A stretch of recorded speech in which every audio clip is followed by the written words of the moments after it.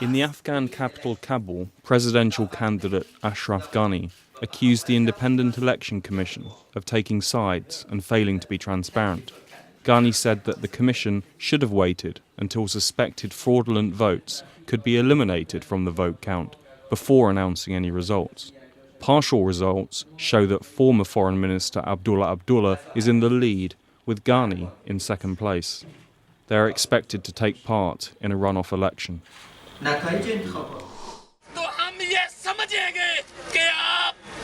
In the Pakistani capital, Islamabad, journalists condemned an attack against television anchor Hamid Mir, who was shot and wounded on April 19th.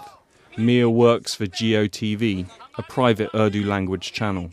His younger brother has accused Pakistan's ISI intelligence agency of orchestrating the attack because of Mir's political views. Journalists in Karachi and other cities were also demonstrating in support of Mir.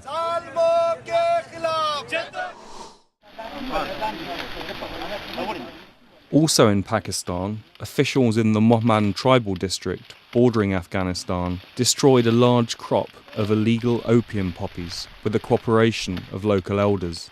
Pakistani officials declared the country free of opium poppy cultivation in 2000, but authorities say that insecurity and poverty in the tribal regions have prompted some locals to begin growing the illegal crop again.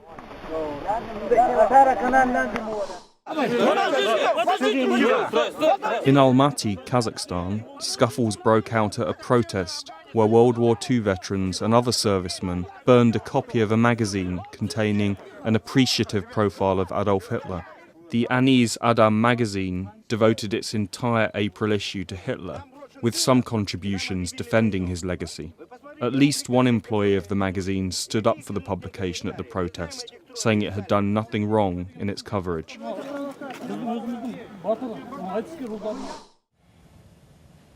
In Azerbaijan, the parents of 8 detained activists have gone on hunger strike to demand a fair trial for their children, who are also staging a hunger strike in prison.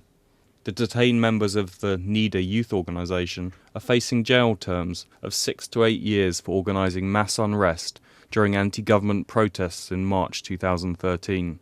The activists deny any wrongdoing and say the charges against them are politically motivated.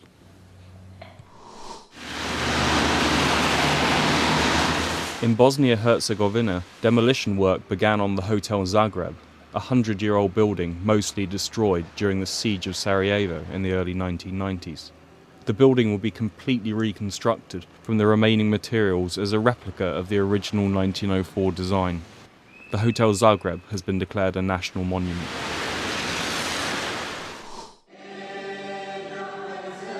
In Baghdad, members of the Chaldean Catholic Church attended Mass on Easter Sunday at the St. Joseph Church.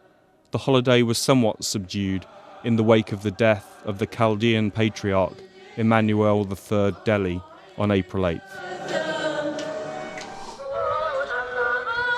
And in Kyrgyzstan, people in Batken province took part in Flower Day, a celebration of the rare Aigul flower.